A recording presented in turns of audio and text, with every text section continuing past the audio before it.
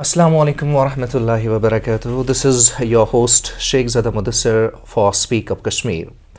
Today I have a very influential personality with me, Miss Azra Mufti. She is a well-known public figure over here.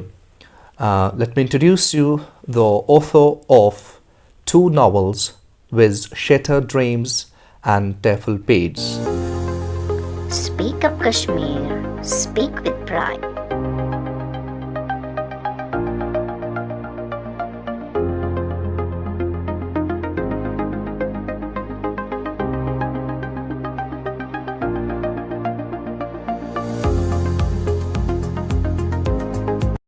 Assalamu alaikum, ma'am. Assalamu alaikum. Welcome to our show. Thank you so much for having me. Thank you very much.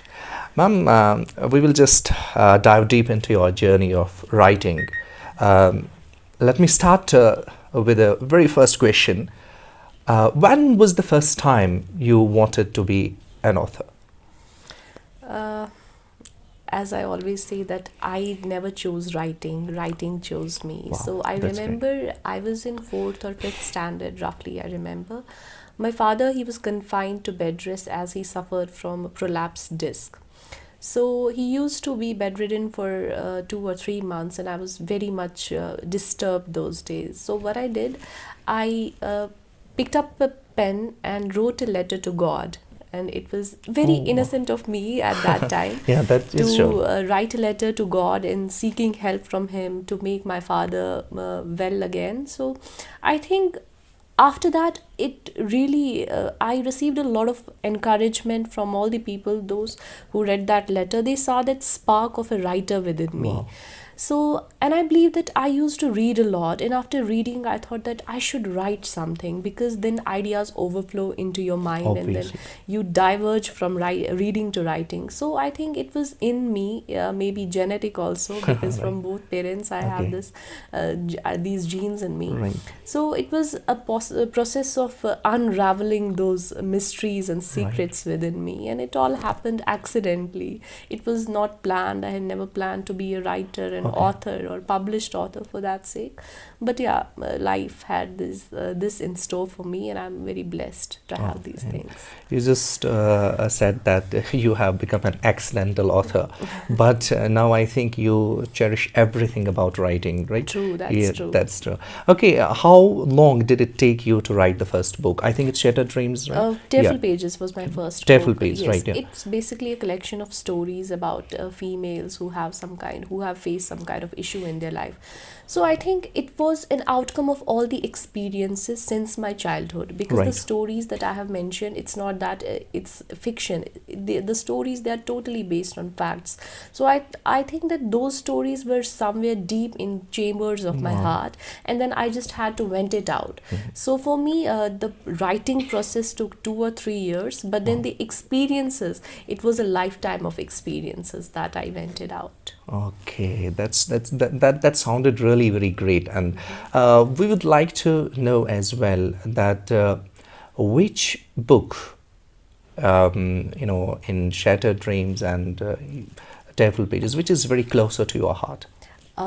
It's often said that your first book is like your first baby, and Right. Tearful Pages was my first book, but the book that's very close to my heart is Shattered Dreams. The thing is that I find myself as a mature writer in that book, because a debut book, it's full of the learning experiences, and also because few chapters of Shattered Dreams, they are based on my personal life. So it's very close to my heart. The story, even I remember crying the day I finished my draft. So I really find that very close to my heart. Okay, Tearful Pages, as you said, is very close to your Shattered heart. Dreams, Shattered Dreams. Yes. Yeah, pardon. Okay, what content and you have developed into that book? Or just brief us about that Yeah, it's content of the basically book. a fiction novel, a story of two girls who are very close to each other, who are ambitious, who live in a conflict zone called Kashmir, and they are civil service aspirants. Wow. Yes, so they met at IMPA, and how they developed their relations, and then some shocking realities hit them, and how they just manage their lives with it, especially how you have to deal with mental health issues, because one of the girls, she is suffering from a mental health condition, and then how it affects her daily life, her daily routine, her personal relationships, her professional achievements. So it's all about that. Okay that's cool. अभी हम बात करना चाहेंगे इस पे कि चूँकि writing एक बहुत ही एग्जॉस्टिव जॉब होता है, तो आप इसको एग्जॉस्टिव लेते हैं या बड़े एनर्जेटिक अंदाज से लेते हैं राइटिंग I को? think it's very wrong to say to a writer that whether it's exhausting job, because if it's exhausting, we would never go for it.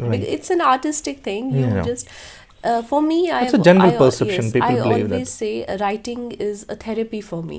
Right. So yes, when I'm full of exhaustion, I write. Even for me to think what I am thinking, I need to write. So for me, it's enlightening. It's very releasing process for me. So it's not full of exhaustion. Okay, you said it generally energizes you. You are very supportive about it. And have you ever faced while writing that which we call the writer's block? Have you ever faced that? Writer's block, what I believe, it's not anything. There's no such thing as writer's block. The reason is there's a reader's block. Right. When you stop reading, Right. when you stop exploring, when you stop reading content, you feel that creative slowdown process, and you're not able to originate new ideas. You're not able to translate ideas into writing, and that comes when you are into that boring routine life and you do not read. So for me, a writer's block should be replaced by The reader's block. That's right. So yes, you start reading and read a lot, and Right. then ideas flow Flow out. automatically. You will be back on the creative path. Yeah, that's great. You just talked really nice about this writer's block. Okay, ma'am, we would like to know that tearful page. It sounds, very, gloomy, Heartening, very yeah. heartening, heartwarming. Just tell us about how did you come up with the name of this book? Actually, my father suggested it when I told him about the plot. It's about the stories, about domestic violence, about Violence. females, about the issues. So he said, I think it's full of tears. So why don't you name it as Name it. Tearful Pages? And Shatter Dreams also, it was suggested by my father. So he came up with, because he wanted to write a book called Shatter Dreams. So I'm living his dream through my book. Yeah, both the names sound very gloomy, very gloomy, doleful, tragic, right? yeah. Tragic. And people often come to me, and as I said that we were the birds of same feather, they come to me and they say that Ma'am Azra, she sounds sort of a pessimistic while she chooses the names of the books. Right. I want a message for them. How There comes a point in an artist's life when he has to just come out to be a very polished writer. Right. And for me, for an artist, you need to have that pain within you. Right. Because if you're living a luxurious life, you're living Right. a very comfortable life, you will not face those harsh realities of life. So for a writer, for an artist, it's very important to feel that pain, that suffering, that struggle, in order to come out to be successful. So that's the reason behind those gloomy names, to just translate the pain into words, to bleed those emotions in the form of words. That's great. Okay, we would like to know also that how did publishing, when you published the first book, how did it polish your process of writing? Yeah, publishing is altogether a very difficult task. Writing is easy. Publishing is tough. So at that time, there was no such concept of self-publishing, and then there were the conditions in Kashmir, they were not favorable enough. So I was in Punjab at that time. So in the process of proofreading, in the process of editing, I learned the nuances of publishing. Yeah. What readers want to read. How to add a bit spice to the writing. How to make it a bit dramatic, because at the end, writing has to be a bit dramatic, because you're explaining things. You have to create that scene, create that moment. So in order to learn those nuances of writing, publishing taught me those things. That's great. Yeah. That's great. Okay, which writer I would like to know which writer has influenced you the most, and do you idolize any? Uh, I am a product of many writers and their books, because to pick any one writer would be in Injustice or injustice to all injustice, the right? writers. So I like different writers for different reasons. For example, for if you want to have your vocabulary increase your Enhanced vocabulary, writer. yes, then you read books by Gabriel Garcia Marquez, Gabriel. like 100 Years of Solitude, Love in London. the Times of Cholera. And then for spirituality, I think Elif Shafak. I Elif love Shafak. her. I do not idolize her, but I love her books. And most of the times that people consider 40 Rules of Love to be an exceptional book, which it is. But I find her other books very enlightening. There is Honor, there is Black Milk, there is Flea Palace, there is The Gaze. So these books I love more than 40 Rules of Love. So Elif Shafak is such a person, like she has changed me from within, and I really liked her Black Milk, because as a female writer, I find as if she's writing what I feel. Oh, that's great. So yeah, that's That's why actually I, important, yeah. right? And then there is Paulo for his exceptional messages. Right. There is Robin Sharma for his motivation, and then there are other psychology books like that inspire me to do work academically. But then yes, Elif Shafak is one name. Dan Brown is there. I like him for his scientific bent of mind. But Elif is right. I like her. I That's love good. her, in fact. So we can say you don't idolize her, Yeah, but you just but love I her just love for the literary content she exactly. carries throughout, Yeah, right? I just want to go to Turkey just for the sake of meeting her. Wow, that's awesome. That's awesome. Yeah. So I hope this program reaches to her and she calls you Hope soon. so. Hope right? so. Yeah, that's great. Okay, since you talked that publishing is a very difficult process, Right. I would like to know the struggles which you went through while in the process of publishing. Right. In publishing the quality book, if you have that quality book, you should definitely go for traditional publishing, but then it takes a lot of time. I approached a lot of traditional publishers, but I did not receive any feedback from them, and you need to have literary agents for that. Unfortunately, I had no literary agents as well. But then self-publishing gives a chance to get your work published, and there are certain female writers who believed in self-publishing, and their books did quite well in markets. So for me, yes, if you have those quality books at hand and you want to reach to a wider audience, you should go for traditional publishing. And one of the things that every writer comes in his journey of writing that he faces is that he ultimately has to choose the option of self-publishing, because it's very difficult to get your book published through traditional publisher without a literary agent. And So you that's- consider literary agent is a must yeah, for a it's very writer. definitely for traditional publishing you need to have. Writers must take the note of this thing. Yeah, they should take it. You rope in the literary agent Yeah. first, and then he will also force you to change the content, to write this thing, Right. to include this scene. So this is how it changes. That's great, ma'am. Yes, we were just talking about that. Since you talked about that, writing is a very difficult process. Okay, I would like to know the journey and the struggles you went through while publishing. Right, writing is easy, publishing is tough. So I always wanted to go for a traditional publisher, because the amount of audience that reads the book that come out of traditional publishers.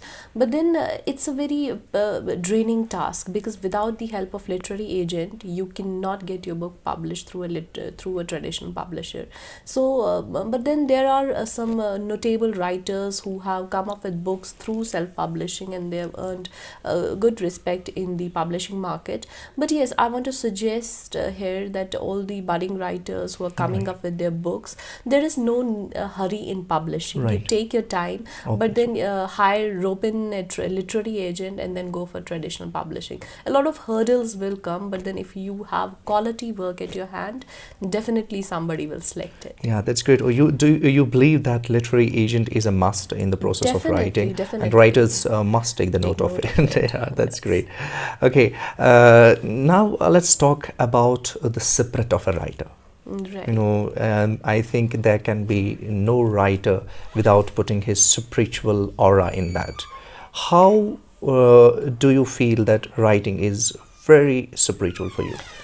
As I said, writing is a sort of therapy for me. So when I write, it releases me of all the negative energies. Negative And vibes, then right? when you are free from negative energies, you're closer to God. Yeah, You're closer to that's great. spirituality. Absolutely. So even when I pray, I get those ideas for my writing which I've not thought before. Oh, And when I write, I think of praying. oh So my this is God. the thing that for me, It's a praying, kind of revelation. exactly, it's a kind of revelation that it means that when you're dedicated to something, you're very close to God. Right. And when I write, I'm very close to that thing, I'm very close to God. When I'm praying, I'm very close to God, and I'm very close to writing, so I connect these things. So definitely this is a mark of highest level of spirituality for me, that I get most of my creative ideas while praying. Wow. You know, praying is something that Yes. reveals the Exactly. ideas to your writing, right? So Yeah, that's it's great. the highest mark of Yeah, spirituality. that's good. So we talked about writing. Now we will see the other side of yours. You're in social activism. Right. Yeah, you're working on different things like domestic violence Right, and drug abuse, I suppose. Mental, so yeah, mental health yeah, issues. mental health issues. That's it. Just tell us something about that other side of your. Yes, after writing, what I felt is that it's a very gradual process of bringing change in society, because most of the people in the world of technology, they do not read books. So for me, I wanted to make some practical changes in the way people are doing these days if they are engaged in any anti-social activity. So what I believe that if they like what I say, then I need to speak for a cause. For example, even if I try to motivate one person to stop drug abuse, abuse, to stop right. domestic violence, Violence. I feel that my writing will not make that much impact if I talk to them directly. Wow. So writing is a process of gradual change, but then coming into the activism and talking about issues, the process is more instant and the results will be delivered more efficiently. Because when in psychology also, when we read, when we see visuals, the information is retained for a longer time. Right. So when I talk to them, when I talk about the issues, and coming from a person who has a certain fan base, I really feel it's a kind of responsibility on my shoulders, because every person who believes in my ability, I owe something to them. With great power comes great responsibility, Right, and that's that cannot be achieved only by writing books. Yes, you have to do something practically in order to bring a change. Yeah, that is really awesome. That